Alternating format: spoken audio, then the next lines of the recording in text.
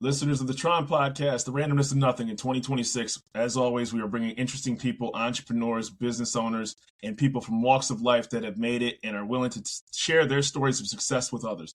This person is the epitome of that, and I'm very grateful for her time that she's carved out for the show. Anca Platon Trifan, thank you very much, out of Boise, Idaho. Right. Thank you, Rashad, out of Detroit. Nice to meet you. It's a pleasure. It's a pleasure. You know, you have one of the more interesting backgrounds that I've had a chance to interview because you're big on AI, automation, technology, and that's your wheelhouse. However, being said, we'll get to that afterwards. You also do events, your own podcast. How you find all this time is nuts. And then you missed the part where I'm a competitive bodybuilder. I was literally saying also training for an Ironman because how would I not? I could not. Like all of a sudden, I'm like, but of course. Like you start reading, and then you're like, but of course, right? I'm not image conscious, and I'm like, yeah, I got I got my gym membership, I got my weight set in my house, and then all of a sudden I see what you do, and I'm like, well, damn, you know what I mean? No excuses. With that being said, please tell me about yourself and thank you for being on. Absolutely. Well, I'll give you just a little bit of background on me for anyone that's listening.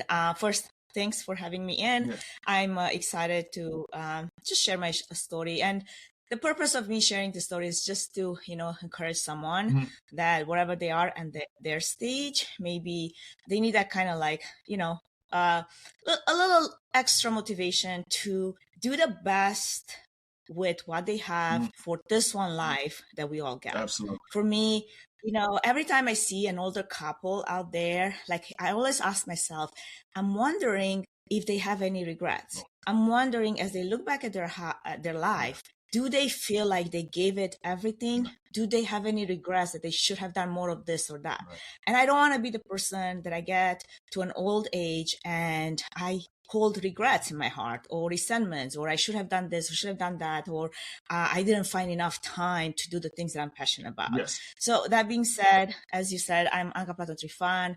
I'm an immigrant entrepreneur. Came out of Romania 20-something years ago. Beautiful. Founded my current agency, Tree-Fan Events Productions. So I'm the founder and CEO of that. I'm also a competitive bodybuilder and a leading AI strategist in the global event industry. And I want to set that baseline because, yes, I do operate in this business world, but I also, my space, my playground is the global event industry. Yes. So way back when, right out of college, I graduated in computer science. I didn't want to do computer science. What I wanted to do was I wanted to do AV production. And actually, I was working in radio through high school and college, and I fell in love with sound engineering while I was doing that. Oh, wow. So it's funny because many years later, I'm wondering, hey, how come I don't have a podcast? Because I loved radio, you know? So sure enough, I started my own podcast in 2019. Wonderful. But, and I wanted to do a video podcast because everybody was doing audio podcasts. I'm like, no, I want to do video. And sure enough, it paid off well because now everybody wants to do video, right? Curve, right? Go back, 6-7 years ago, everybody was just audio. Yeah. So you get to set yourself, differentiate yourself from everyone else if you do dare to be a little bit different. And being different can look in different way for different people. Right. So for me, that means doing the things that I'm passionate about because there's only one of me and I'm definitely going to leverage that. So I spent about 20 years in live event production. I've done fashion shows. I've done celebrity shows. I mixed for Michael Jackson.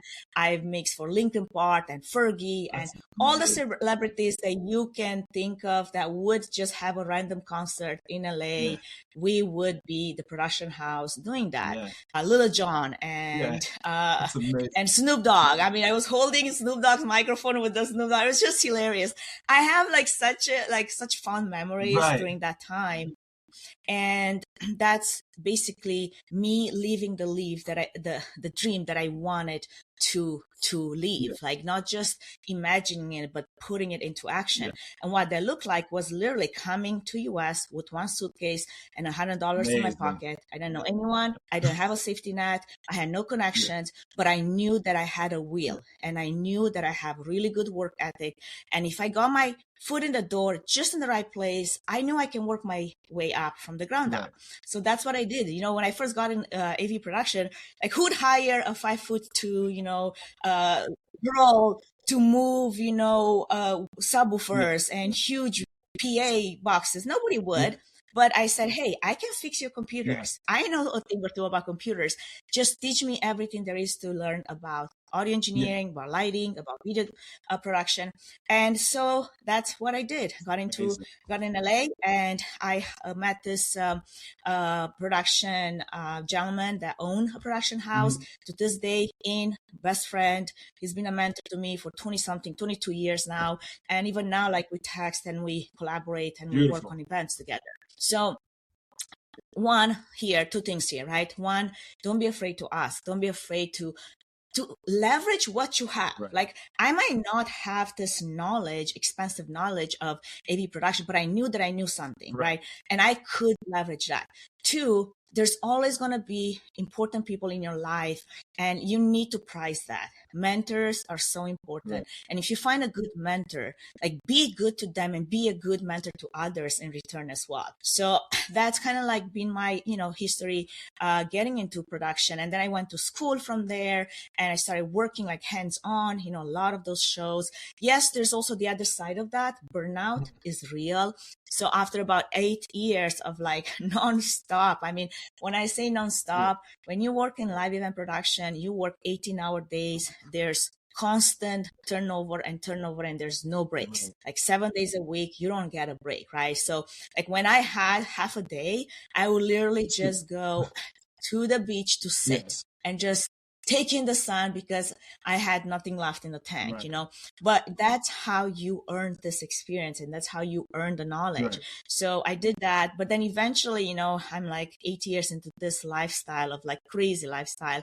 My body did give up. Like I had this meltdown of a body completely lying down on the to this day. I remember it was Las Vegas Convention Center. We had this crazy show for one of the major fashion designer at the time, Cristiano Digier, the Ed Hardy.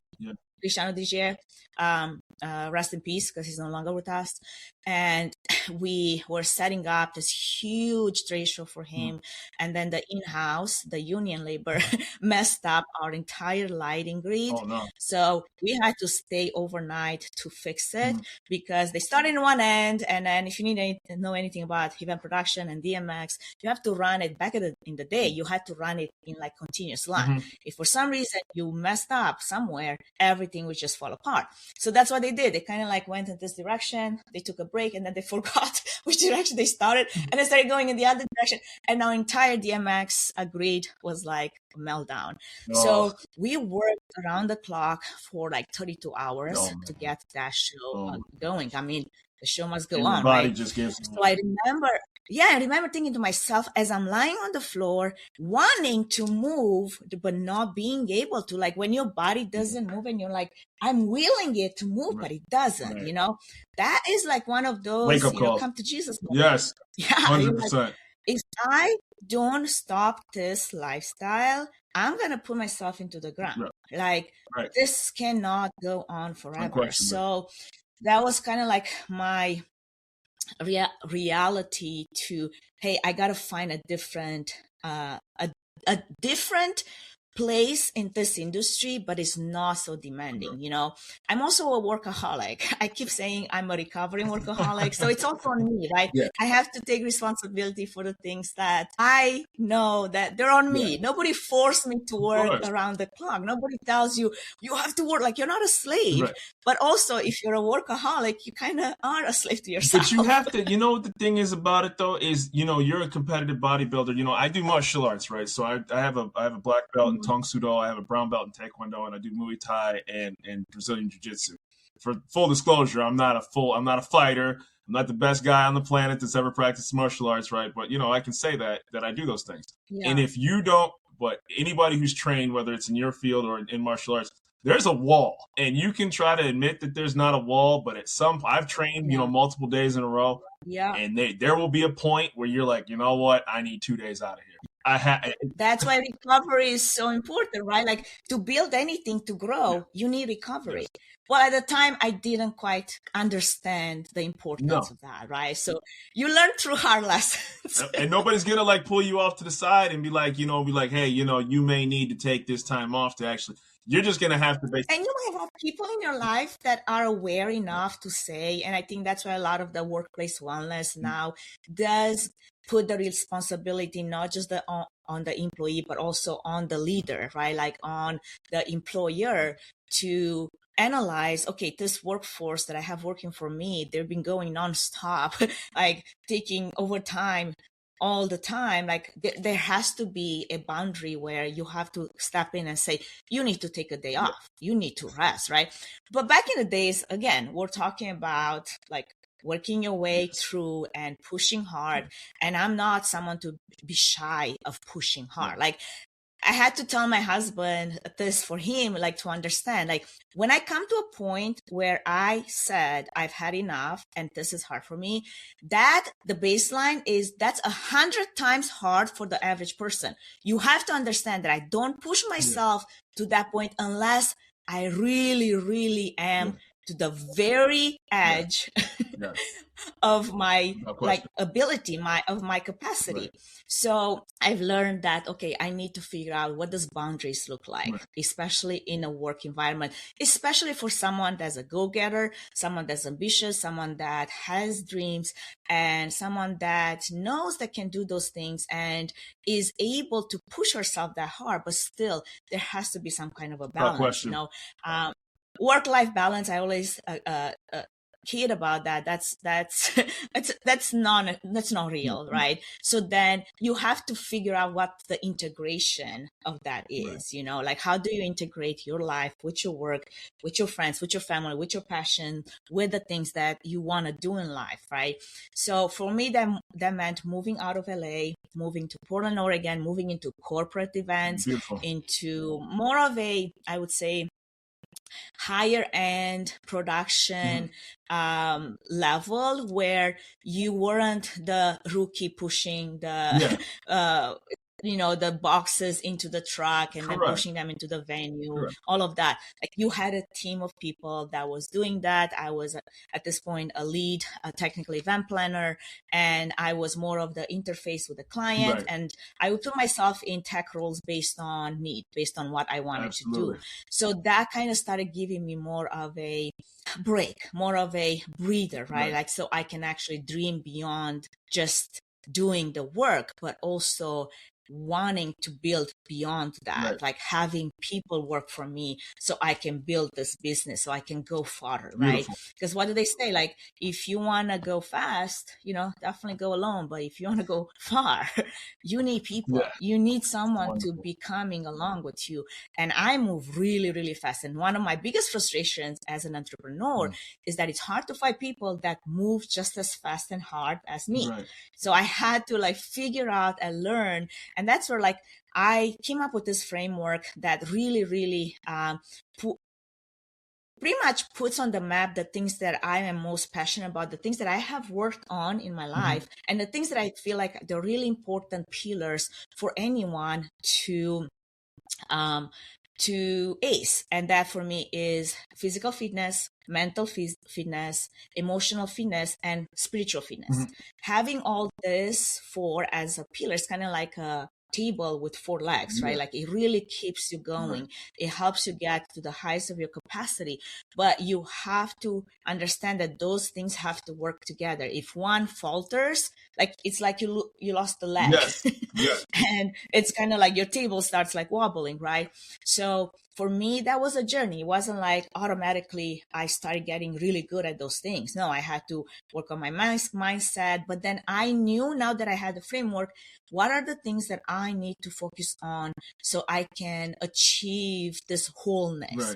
A person that is secure in herself, someone that doesn't care about what the other people are doing, because I know what I'm good at. I know which direction I want to go. I don't need someone's opinion or, You need affirmation. You don't commentary need on the Yeah, you side. don't need affirmation. You don't need affirmation like that. No, exactly. Right. So that has been the process of first getting my physical fitness in check, and then my emotional fitness. That's like the hidden thing that a lot of people, they don't really, understand. They're like just all over the place, but they don't understand how much anxiety and stress and things and depression and all those underlying things that they're not wanting to deal with, how it's impacting their output, how it's impacting their everyday, right? So that was a big one, especially over COVID, to have to take definitely. It head on and work on it, and go and go to therapy and unearth all those whatever childhood trauma that you've been hiding, or you have to be, you have to figure out how that's affecting your everyday life. And then mental, right? Like mental fitness, I think for me, physical and mental fitness have worked hand in hand, because as you said, if you are a competitor or an athlete or anything that requires not just physical grit and strength, but that mindset of like not quitting when it's hard, it's going to change you forever. The work is not just the physical work. That's just the output. It's what people see. The work is when you push through hard and you know that you're seeing white stars as you're doing your lifts, but you keep going. You know you're going to get it done, even if it's hard. That is something that I don't think I could have learned unless I put myself through bodybuilding and through pushing through, pushing my own limits, right? Like I'm bringing my son, he's 13 now. I'm bringing him to my basically 2026 resolution has been to take him to the gym with me. And even though he is like, I want to be on the couch, playing video games. I'm like, no, you're coming with me and we're going to work together twice a week. And I'm actually paying a coach for him. So I don't have to be the mom telling him how to do things. Somebody else can do that. So I can still be somewhat of a friend as I'm coaching him too, but that's important to me because I want him to maybe not love bodybuilding like I do, but understand the strength and the confidence that you get the moment you realize that you're capable of so much more, and so those 4 things, that's my framework that I do everything in life. And it does, but I think everybody has to figure out for themselves what is the strategy that you need to apply to your own life to help you operate at the best of your capacity, and what are the steps that you need to take to do there. Too many people are so, I'm going to say it out loud, lazy. They're lazy. They're lazy because lazy is easy. It is. Being comfortable, it is easy. Achieving something, pushing beyond your capacity, that takes grit, that takes hustle, that takes, patience. And most people, they just want to come home, from work and go and decompress. See, I get that, but at the same time, I know that there's goals I want to achieve and there's milestones. That's another thing for me, is because I'm such a performance-based person. I like to set milestones. I like to set goals. I like to keep myself accountable. It's not about motivation for me. It's never been. It's about discipline. I said I would do it, and so I will. Right. I promised myself that I'll go to the gym today, and it's 9 p.m. 12. I will go. Those are the decisions that you get to have. That's your agency. It's your own agency to make those decisions for yourself and then stick to them. Because if you don't have the structure, if you don't have the discipline, if you don't have the systems, then what is it that you have? Then you're sitting on the couch wishing for a break. Yeah, or you're just wishing you have more time, like Anca has, because somehow I have more than 24 hours in a day than everybody else to do everything, Well, that's, and so, what I find fascinating is, I had to get out of my own head even to degrees on a smaller scale when it came to this podcast, because oftentimes you'll have those doubts, and you'll sit back and say, man, I should start that. I should start that. And then finally something clicks in your head where it says, I haven't. Why not? You're sitting here doing nothing. Do it or shut up about it. That's really what it boils. Because if you're not, sometimes people can think that they can manifest something just by thinking about it. right?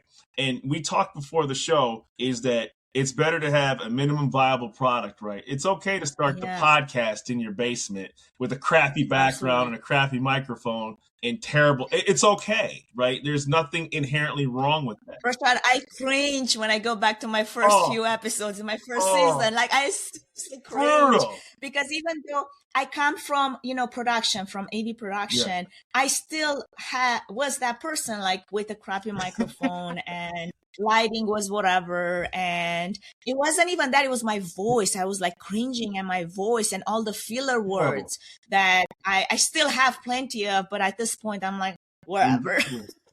Right. All those things that are absolutely mind stoppers. But that's why I go to that mental fitness, the mindset, the goals, the resilience that you build by doing it and by not comparing yourself to everyone else, because my 200 and something episode is not going to look like your first or second or third episode. Obviously. Right. But for you to get there, like you have to keep doing it. Because I promise you, if you will, eventually you will get to your 200 episode and say, oh my gosh, first, I can't believe that I stick with it for this long.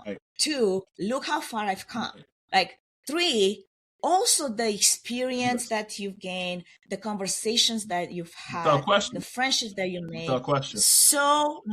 so many doors, actually talking about podcasting, right, have opened for me through the podcast. Doors I could have not had access to.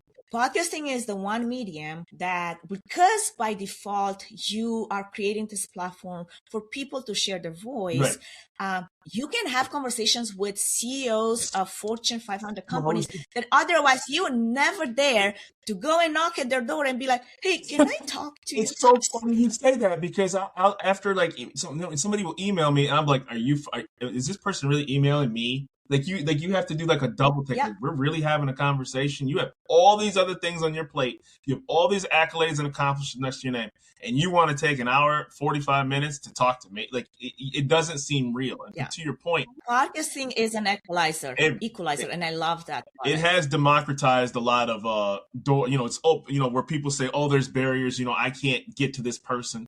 Yeah, if you have something that they're fascinated about, you can do it.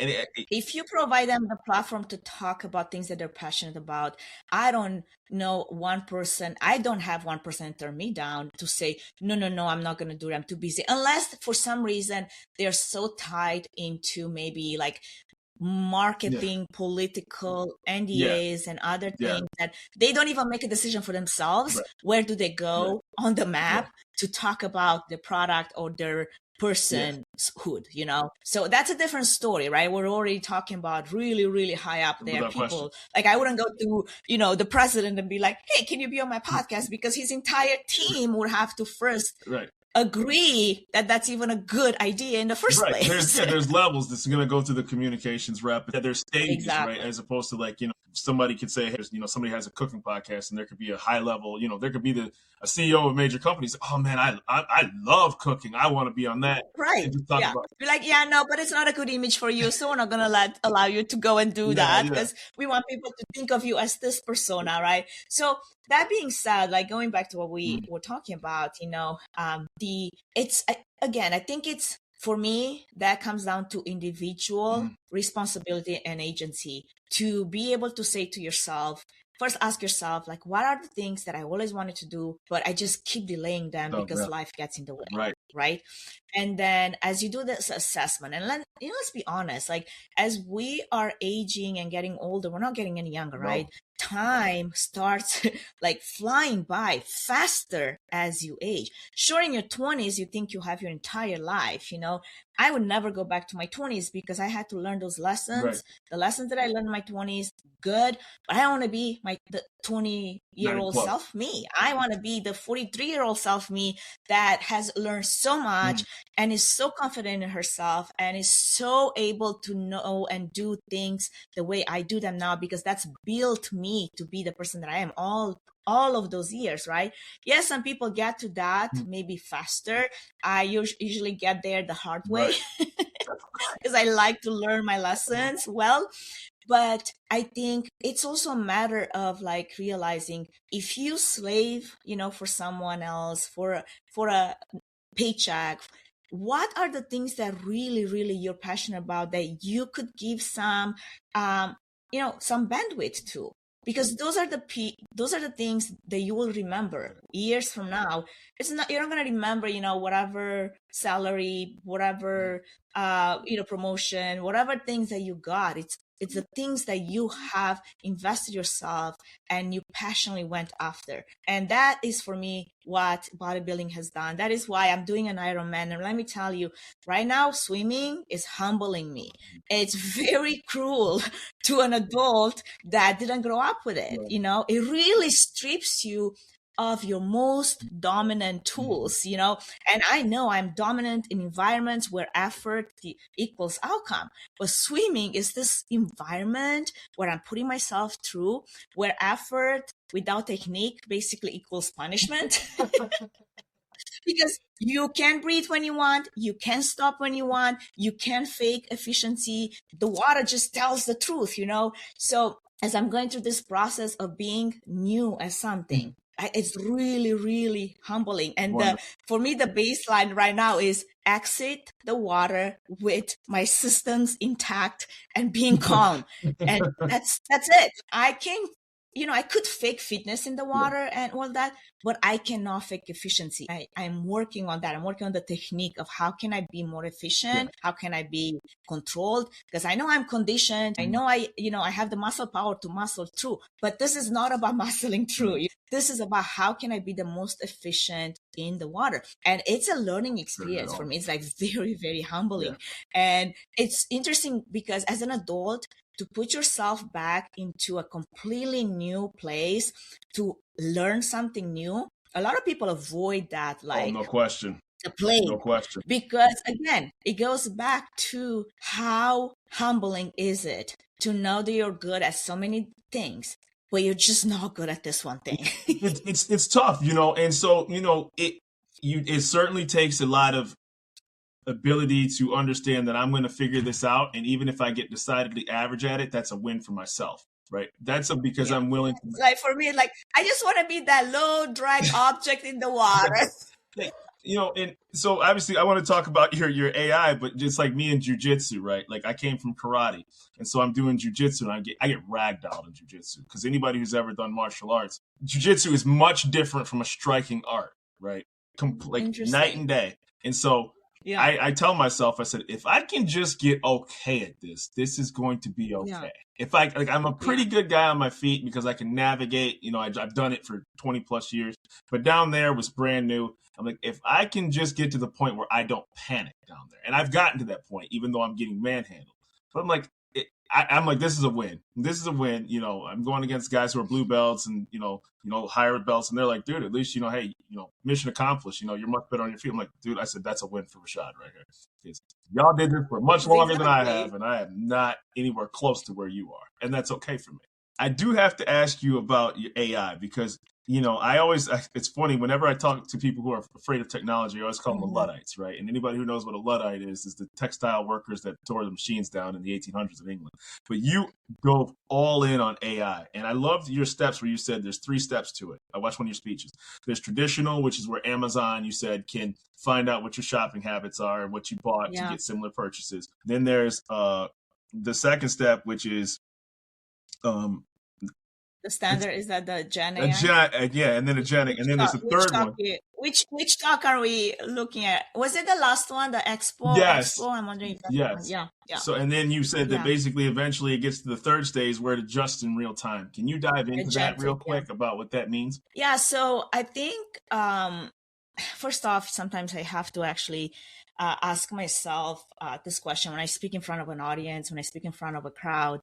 I always have to ask myself, what is their level that they're at, so that I can meet them there, because not everybody is moving at the same speed, and not everybody is using AI in the same capacity, right, that I am using. So it can be very interesting to speak in front of a crowd, talk about agentic AI, talk about the future, talking about all the systems, and then have people that the way they use ChatGPT is to create funny videos or images or like random stuff, or just ask it like a search tool, like a glorified Google search tool, when AI is so much more than that. But and there's actually a research that came out of just this last month in December, out of the major companies like Amazon and Google, where they are concerned that people, because obviously they run enough data on us of how we're using AI, they're concerned that people are using AI, the average person is using AI at the lowest possible entry point, and they're not realizing the capacity that AI has, especially in business environments. So there's this effort put into training teams to use AI for business, to use AI for beyond just Google searching, and that's a good news for me, because I do a lot of workshops for small teams and at leadership levels to maximize the use of AI. And that is analytics, and that is for lead gen, and that is not just marketing and brainstorming and all that.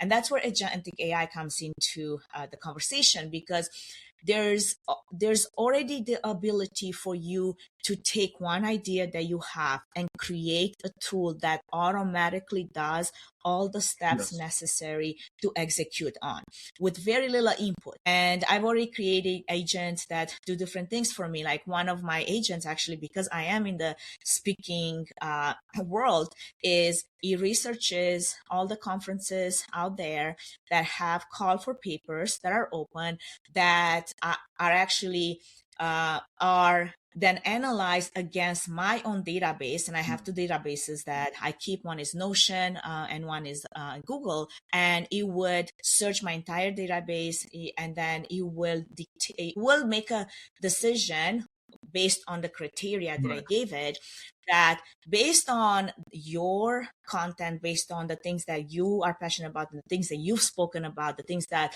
the feedback you received is really where it puts you, an expert in this category, then you have a high chance to apply for this conference that is looking for this type of presenter or this type of speaker. So all of that is done behind the scenes for me, because I created this agent that already analyzes the internet, the websites that I'm interested in, the topics that I want to speak on, my own database on what I have done in the past. And then it provides this weekly report with, hey, by the way, there's more call for papers that you can apply to, and even creates the draft. It will go into my Notion database. I have a second database where I've already, basically, I just have to go and have the human review, right? Like where there's the conference, there's the contact, there is the topic, there is the description of the pitch that I'm going to send, the key takeaways, all the work that normally as a speaker, I will spend hours upon hours. And nobody pays you as a speaker to do that work, but you have to, because that's just part of hopefully getting this gig, and then hopefully getting paid for the gig, not just, free exposure, because we went through that. But then being able to maximize your expertise and being able to capitalize on it. So that's one simple agent that is taking off all this work that honestly in the past I had my assistants work on. And sometimes I would go back and be like, okay, I think I'm going to do this myself because it just don't get it. You don't get it. I don't understand why you don't get it, right? So now I have the ability to really be specific about the things that I care about and be specific within the agent, right? To give it the correct instructions. And it's funny because now, like Cloud Code, for example, you can go create those agents and it will go step by step, and then you have to approve the choices and the decisions that it makes. But once you have it trained and once it's set to go, then it's free to go and do the job. And yes, you can go and interfere if for some reason you're like, so those conferences that I'm getting, As a result, they're not really the type of conferences I want to go to. And then you have to be even more specific. That's why when I train people, especially newbies, on how to use AI, it's so important not just to know how to prompt, but to know how to communicate. Right.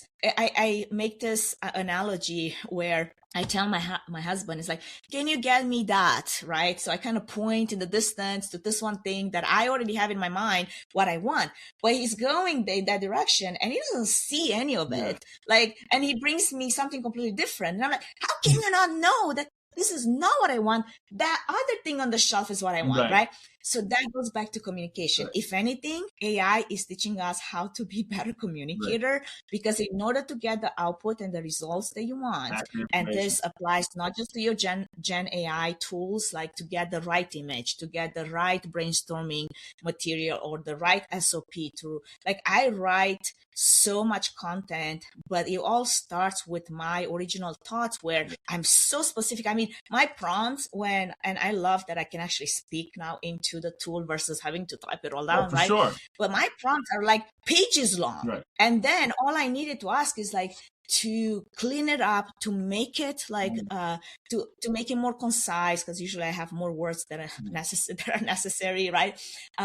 And to also make it more attractive to this type of audience or this type of audience, or so that is the power of AI in just simple examples of, as a business owner, I do marketing, I do lead gen, I do all the things. I wear all the hats, right? I have to also get my financials in order. I have to analyze my spending. I have to figure out okay, what's our performance for next year? Where should we put more money towards versus? But if you don't have any understanding of any of that, because it's always in some really long spreadsheets or it's lost in between different accounts, this is the ability of agentic AI to pull it all together and make it easily readable. Exactly. One place where that's the truth, that's the Bible, that's where you go to. And then even if you don't understand it, I remember a couple of years ago, I needed to redo my website, and I'm like, okay, I could pay my, a web developer to do it, or I could literally screenshot the code and take it into, because yes, I learned, HTML and I learned C++, but it's right now we're talking about so many other different programming languages, and take it to ChatGPT and just ask it, hey, what do I need to change in this code so that I get this outcome? Correct. And sure enough, I did that. Then I went to Google Analytics. For the longest time, I stayed away from Google Analytics of what happens on my website, because it's so many menus, so hard to understand. What am I looking at here, right? Right. And then I went spreadsheet by spreadsheet as I, report by report, and it finally made sense. Create the story behind all these numbers. Now, same thing applies to you, your business, the role that you have. You have to explain to your executives, why did you spend so much money on whatever, marketing effort? And you're like, well, I have all those numbers, but those numbers don't tell the story. Right. How about you create a narrative around it with the help of AI? All you have to do is literally feeding all this data. And yes, there's also the concept of privacy and making sure that you don't just share, SPII information with all the tools out there. You have to be aware there's also liability involved, and there's also, ethical AI. And yes, there's definitely a level of understanding what's safe and what's not. You're not putting your social security number on the internet. You shouldn't probably do the same thing, with your financial information in ChatGPT, because guess what? Or your medical records or whatever. I know people do that. I know they do that. So those are just simple things that will empower you to take, this AI tool that you have in your hand, that right now it's embedded into everything, every single app that you have, and optimize it to your workflow, optimize it to what you do, what you need to do more. I love the fact that I have the ability to learn new things. It's wonderful. And it's a beautiful thing. And it provides you the step-by-step instruction. Yes, I could go on YouTube and teach myself anything. This one bookshelf actually is the backdrop for my podcast, and nice reactions, but it's wall to wall, ceiling to floor. I built it myself with those two hands during COVID because I had too much time on my hand, first off. But secondly, because I wanted a bookshelf, and I'm shopping around and I'm looking, they're not the right size and they're just not the right fit. And I'm like, how hard can it be to build a bookshelf? Absolutely. About 300 trips at Home Depot later, we found out, but it's here. It's done. Yeah, that's, and here's the reality. What was funny, and again, you tried. You made the most of the effort that you were willing to put into something. I thought what was interesting was what you said. You said AI doesn't fix chaos. If it's broken, if it's already broken, it's just going to break its scale. And I was like, you know what? That makes very good sense, because you're taking something that wasn't refined from a very small standpoint, and you're just, hey, just input this data and fix my problem and walk away from it. Yeah. I mean, it goes back to, like, if you have this messy spreadsheet and it's chaotic and your systems are all over the place. And this is very common, especially in the event space, where you have so much data that is so siloed on different platforms. Here's something in SharePoint, and here's something in Google Drive, and here's something in Dropbox, and here's something on Cvent, and here's something in this other event platform that does your registration. But then there is the check-in, but then there is also the lead gen, but then there's also the follow-up, and then there's the straight show. They use a different app. The data is literally all over the map. So then you come at the end of, say, this one trade show that you did, and your executives are asking you, okay, so what's our ROI for having invested this much money to be there, for this team to be out of office, to do this? Like, what's our return on investment, right? And you're like, well, we have a few business cards. Right? No, that's not acceptable anymore. No. And that's where it goes down to, like, now it's your responsibility to not only organize your data so then AI can make sense of it, so then you can create this executive report and say, yes, when somebody enter our booth, we not only that we did, warm, cold, automatic selection on that lead, but we had immediate follow-up. If you're going to follow up with me 3 months after your trade show and tell me how we met, I don't know, somewhere in Houston, and I already been to like 70 other locations since then because that's my life, I don't know where to place you. Like, what we talked about, like, don't do that. Not even close. So now we have the tools where you can do, mapping, and you can do emotional reading on who's there and what is their interest in your product. And all of that is done through the tools that we have. But again, that data that's being collected, what are you doing with it? Where is it living? How are you creating sense out of the chaos? And if everything is everywhere and there's absolutely no understanding of what your systems are, and even as a small business owner, I see this all the time, because you get business, if you're in the business, you want to make money, right? So then you just keep pushing to build your business. But then your systems behind you, they're like, you'll be surprised how many people, they do not have a book of how.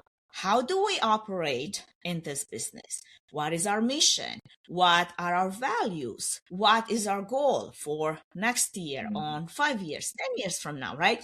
People don't have time to sit in it and generate all of this. You hire someone new, and now it takes you forever to onboard them because you don't have the paperwork or the processes or the training material. All of that is so easy now to create with AI. We create those PRD documents. Those are product request documents for any app that we put out. But it goes back to going to your tool, whatever tool you use, right? ChatGPT, Claude, Gemini, I don't know, Grok, and explaining, this is what we want. This is our constraints. This is what we have. This is what we are, hoping to achieve in the next month, 3 months from now, 6 months from now, whatever. And automatically creates this wonderful document that now you can take to your developers. They understand what you're trying to do versus, every minute I'm changing my mind and every minute I'm changing the scope of work because something else comes to my mind that I'm thinking as I'm taking a shower in the morning, Same thing applies to your hiring talent. It's like you have to start somewhere. If the only time you have is on your way to work, and on that tool, and start speaking out loud. When we onboard someone, we want them to know those things. Exactly. We want them to understand that our customer is number one, and this is why. This is the history. And make this concise in a way that any new hire would understand and would apply as values as they start working for us. That's easy to do. Like, it's just people have to think beyond, like, how can I use AI today, right? Like, have to think beyond, oh yeah, I'm just going to take a picture of this. And then I'm actually, a lot of the things that I do, I would take a picture of somebody saying something, and I run a really deep research. Like, I need evidence-based. So if you're just saying something, I need to know where that source is. I need to know where is it coming from. I need to know if it's valid. And somebody was posting actually online. I was in the middle right before we talked about generating a report of all those claims they were making. It's like the cost of AI. And they were talking about, there's obviously cost in water and power and labor and all the things. And it's very valid. Those are valid claims. However, are they all accurate? When you throw around billions of dollars, are those accurate numbers? Where do they come from, right? So I was going, I ran the whole research, and I was going link by link to make sure. And that's another thing with AI. It can also hallucinate a lot, and you have to be aware of that, right? You might run a report on something, and it's like, oh, that looks great. And then you realize that half of that is made up, or it's not accurate in any way, shape, or form. And now you just presented it to your leadership, and you're like, we didn't foolproof this.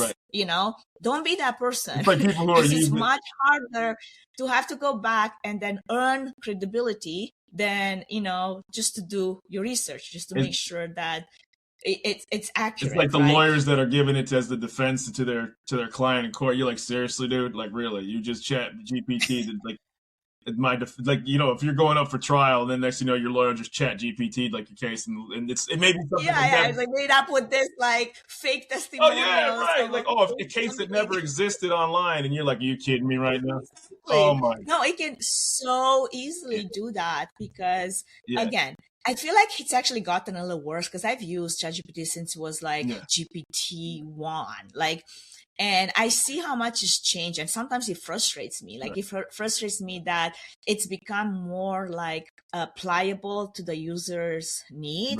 Like, it becomes way too agreeable. And I'm really like mean with my ChatGPT. If it tries to parrot copy what I'm trying to get, I'm like, no. I don't need you to echo what I said. Like, that's not what I need you. I need you to be not the assistant that does everything I say. I need you to challenge the things that I say. I need you to really, come back with me with evidence that maybe I'm not accurate in certain claims and certain things. Like, you need to be a partner to me, not like some low-level assistant that is just going to say everything I want to hear. I don't want that. You're just a chia pet, right? You just add water and grow. That's all you are. You just add water and grow. Like, you're just doing it. Right, exactly.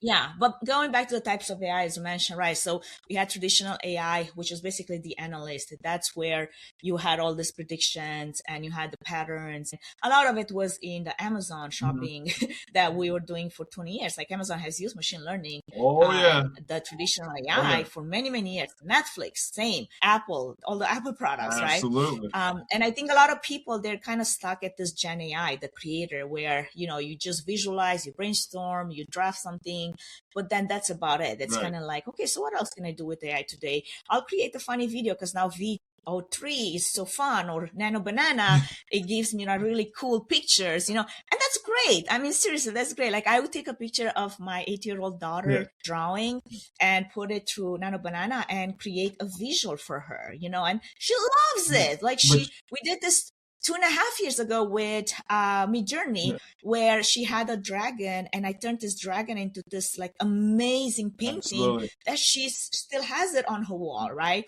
But it's more than that. Like, agentic AI, this is where people will really have to get to, and we will get to, because 2026 is all about. Oh, no question. That's the operator. That's what he acts, adapts, and it really performs. You just have to know what do you want it to perform? It's not going like anywhere. You have to stop and ask yourself. And the genie's out of the bottle, certainly. And if people are honest with themselves, AI has always existed in some way, shape, or form. I'm a big History Channel buff, and you'll see that, even some, old Italian, astronomers use tools to be able to tell time and things like that. So it's always had some sort of automation. There was one in particular, I cannot remember where it was at, but it was basically like the first like robot, like people would put like to pour wine, right? Like, and it was like, but there was robotics inside of it that basically when people wanted wine, it would like come up to this statue and then it would pour it, but it had the mechanics inside of it. So things have always existed in wild people, but it's the people who are willing to embrace things like that have made, the innovations possible in our society. It made life easier in a way, right? Exactly. I always ask every guest this, where can people find you? Well, I'm not hard to find. Yes. Yeah.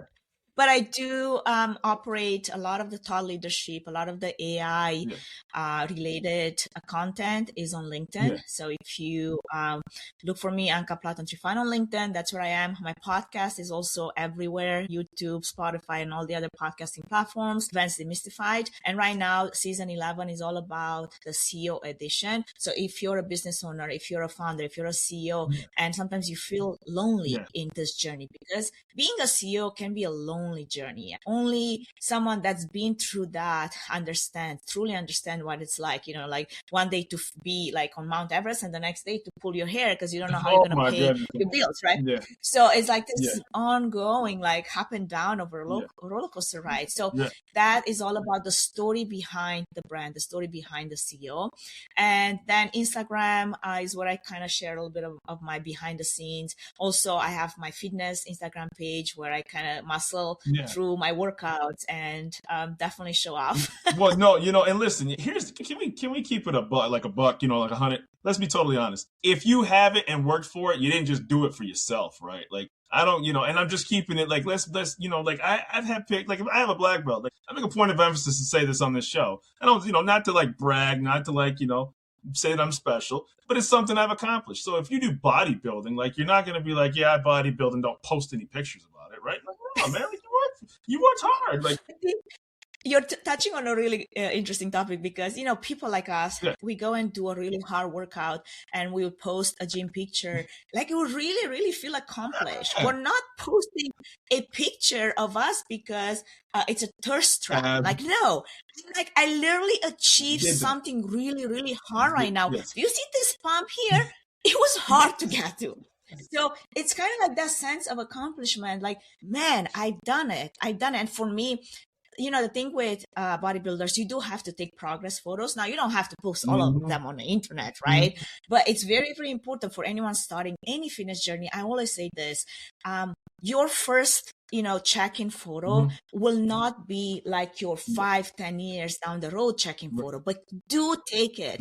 I beg you to take it because that's the only best way for you to manage and see your progress. I actually am kind of sad and pissed at myself because I didn't do those check-in photos in the beginning. Like when I first started on this really intentional fitness journey in 2018, this was like after I had my daughter, like my body was kind of like not what it used to be. And I got so tired of being tired. That was my biggest thing for me. It's like, I'm constantly tired. Like my mental capacity is in this constant fog. And I'm tired of that.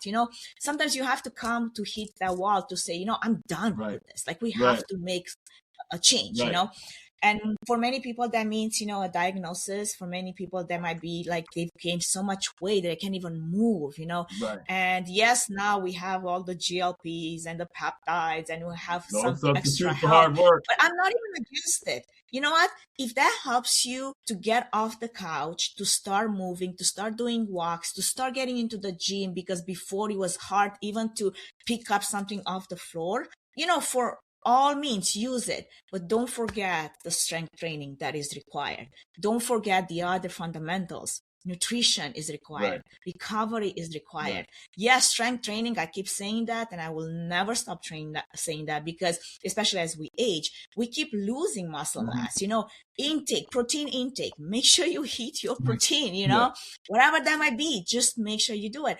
Those are fundamentals, because if you're just trying the shortcut and you're trying to get there the fastest, easiest way possible, you're going to find yourself into this cycle again and again and again. And you might come to a point where you're going to be tired of being tired of doing the same thing and expecting different results. I mean, that's basically the definition of insanity.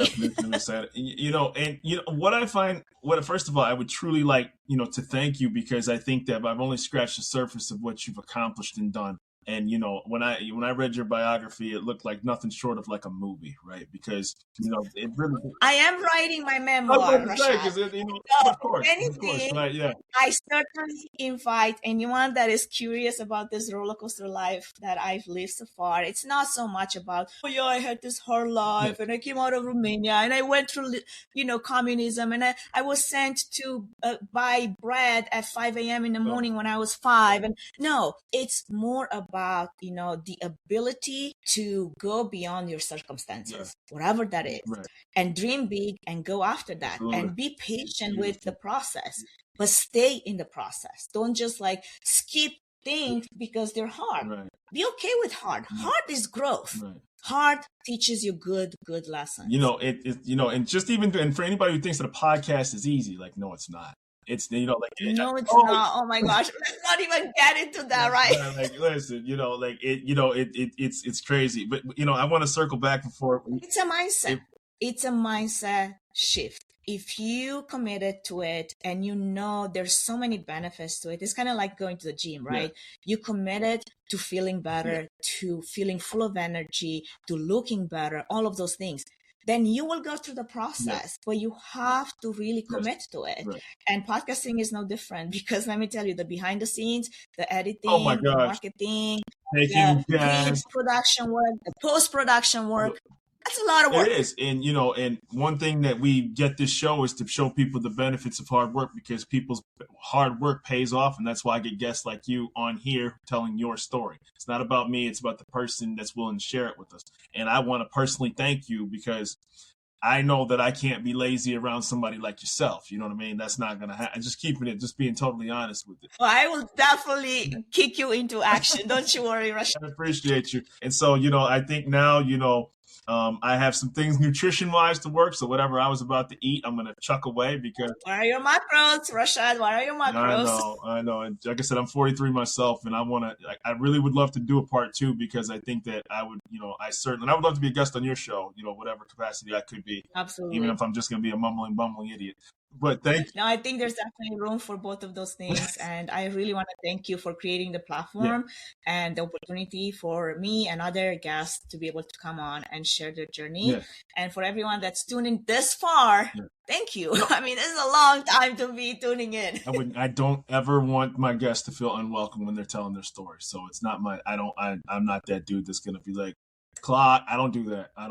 I really come on, man. Like, that's good. That's why it feels so easy to talk I'm not that kind of person. Like, you took time out of your schedule. So I want to wish you nothing but the best. And I would love to be able to pick your brain on a further part 2, because I think I would love to be able to get into some more nuances, because this was fun. So thank you. Thank you. Yeah, that was an honor and an absolute